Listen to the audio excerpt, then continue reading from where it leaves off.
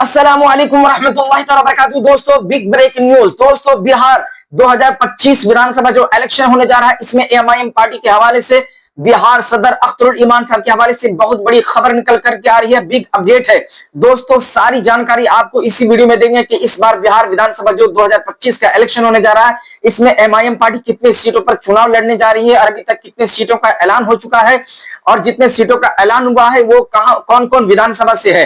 तो दोस्तों सारी जानकारी आपको इसी वीडियो में देने जा रहा है। दोस्तों हमारे चैनल पर बने रहें और दोस्तों अगर आप हमारे चैनल पर नए हैं तो आपका दिल से स्वागत है, खैर मकदम है। दोस्तों हमारे चैनल को सब्सक्राइब कर लें, वीडियो को लाइक शेयर करें और दोस्तों वीडियो को नीचे कमेंट करके बताएं कि हमारा ये वीडियो आप कहां से देख रहे हैं। दोस्तों आपको बता दें कि बिहार के सदर एमआईएम अख्तरुल इमान साहब ने अभी तक 60 सीटों का ऐलान कर चुका है। सुभान अल्लाह माशाअल्लाह। दोस्तों हालांकि सदर जो बिहार एमआईएम पार्टी के सदर अख्तरुल इमान साहब हैं वो 100 सीटों पर अभी वो सोच विचार कर रहे हैं, लेकिन 60 सीटों का उन्होंने ऐलान कर चुका है। तो दोस्तों पूरी जानकारी आपको इस वीडियो में दिखाने जा रहे हैं प्रूफ के साथ कि वो कौन कौन विधानसभा है और कहां कहां से अपने कैंडिडेट को वो उतारने जा रहे हैं। तो दोस्तों आइए देखते हैं ये वीडियो जो हमें बिहार से निकल करके आई है और सारी जानकारी प्रूफ के साथ आप इस वीडियो में देखिए। बिहार वालों, आ गई है तुम्हारे लिए बहुत बड़ी खुशखबरी की खबर। जैसे आप सब बोल रहे थे कि 24 से काम नहीं चलेगा, एमआईएम पार्टी को और ज्यादा सीटों पर अपने कैंडिडेट उतारने चाहिए। तो जी हां, आ गई है बहुत बड़ी खबर। जी हां, जैसे कि 60 सीटों पर एमआईएम अपने कैंडिडेट उतार सकती है। जी हां, आज की ये बहुत बड़ी खबर है, जहां पर यह बताया जा रहा है कि लगभग सीमांचल के अंदर 30 से 35 सीटों पर एमआईएम अपने कैंडिडेट उतार सकती है। जो सीमांचल मतलब किशनगंज, सीमांचल मतलब अररिया, इस सारे इलाकों को मिला के लगभग 30 से 35 सीटों पर एमआईएम अपने कैंडिडेट उतार सकती है। जी हां, और वहीं पे दूसरी बात अगर हम करें तो जो इलाका है तिरहुत का, तिरहुत के इलाकों में लगभग तकरीबन 15 विधानसभा सीटों पर एमआईएम अपनी कैंडिडेट उतार सकती है। जी हाँ, ये हो गया तिरहुत की बात, वहां पर 15 हो गई। अब बचती हैं तुम्हारे पास सीटें कितनी? अब सीटें बचती हैं तकरीबन 10 सीटें। तो जो 10 सीटें हैं उनकी हम बात करेंगे। जो वो 10 सीटें ये हैं कि जैसे कि दरभंगा सीतामढ़ी के इलाके में जो 6 सीटें हैं, वो सीतामढ़ी और दरभंगा को इनको मिलाकर लगभग 6 सीटों पर अपनी कैंडिडेट एमआईएम उतार सकती है। जी हाँ, अब हम बात करेंगे जो है गया का इलाका। गया का इलाका जो है वहां पर तकरीबन 4 सीटें ऐसी हैं जहां पर एमआईएम अपनी कैंडिडेट उतार सकता है। इन सब को मिलाकर 35 सीमांचल में 30 से 35 हो सकती हैं। सीमांचल का इलाका मतलब जो अररिया और किशनगंज है, और तिरहुत का इलाका है जहां से 15 है, और उसके बाद दरभंगा और सीतामढ़ी के इलाके में तकरीबन 6 सीटें, और उसके बाद आ जाता है गया का इलाका, वहां पर 4 सीटें। इन सब को मिलाकर तकरीबन एमआईएम पार्टी 60 सीटों पर अपने काम शुरू कर दी है, जहां पर इंशाल्लाह एमआईएम अपनी कैंडिडेट उतार सकती है। ये पूरी खबर है। आप सबने सोचा था कि सिर्फ 24 पे यह मामला थमा नहीं है, यह मामला जाकर पहुंच गया है 60 सीटों तक।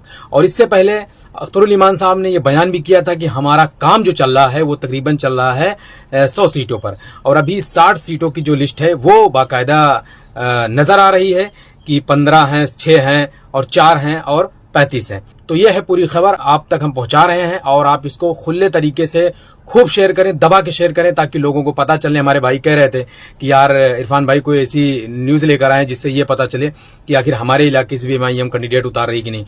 तो आप सब कमेंट बॉक्स में जरूर आप सब टैप करें कि आप कहां से हैं। जी हाँ, तो दोस्तों आपने देखा कि बिहार सदर अख्तरुल इमान साहब ने 60 सीटों का ऐलान कर दिया है और वो कहां कहां से चुनाव लड़ रहे हैं। आपने पूरी जानकारी वीडियो प्रूफ के साथ आपने देख लिया। तो दोस्तों बिहार के तमामी मुसलमानों तक इस वीडियो को जरूर पहुंचाएं, और बिहार के तमामी मुसलमानों से मैं गुजारिश करने जा रहा हूं कि बिहार के मुसलमानों अब आरजेडी और कांग्रेस की गुलामी को छोड़ दो, क्योंकि आप अभी ने देखा हाल ही में 1-2 दिन पहले कितना बड़ा इंसिडेंट हुआ कि वो जो 20 मुसलमान जेल में थे उन सबको जो रिहाई मिली 20 साल के बाद, वो सारे तमाम मुसलमानों के खिलाफ फिर से सुप्रीम कोर्ट में किसने उनके खिलाफ याचिका दायर की?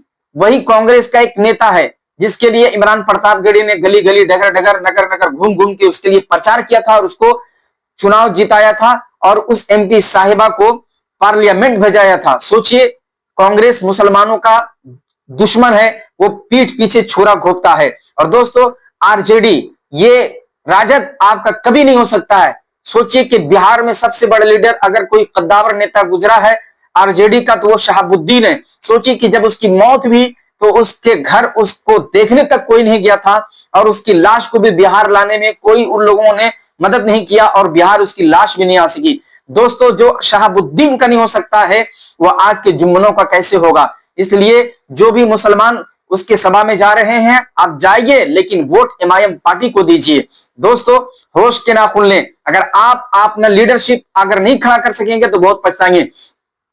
वो 14% है और वो मुख्यमंत्री बनना चाहता है, आप 18% हैं। आप बिहार के मुख्यमंत्री बनेंगे, आप सीएम बनेंगे, और अगर कोई दूसरा मुख्यमंत्री भी बनेगा तो आपकी सहमति से बनेगा। जब तक आप सहमति नहीं करेंगे कोई नहीं बन सकता है, कोई कुर्सी पे नहीं बैठ सकता है। इसलिए बिहार के मुसलमानों, दरी बिछाना छोड़ो आरजेडी का, कांग्रेस का।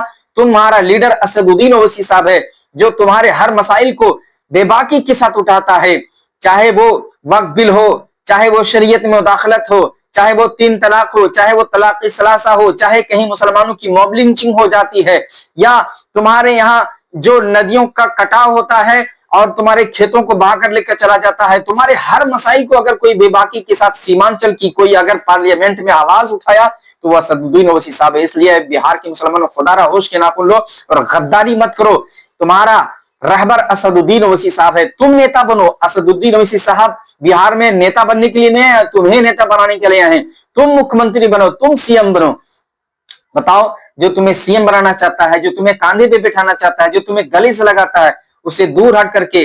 और वो देखा एक मासूम रजा है किस तरह तेजस्वी यादव की गाड़ी के सामने, चक्का के सामने वो लेट करके और अपनी इज्जत किस तरह मटिया मेल कर रहा था।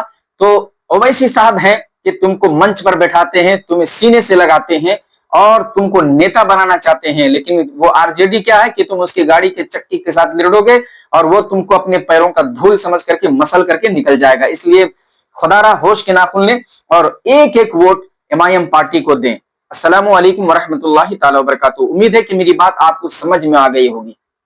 मजलिस का दुलारा सारे भारत को है प्यारा, आसमां पे चमकता रहेगा,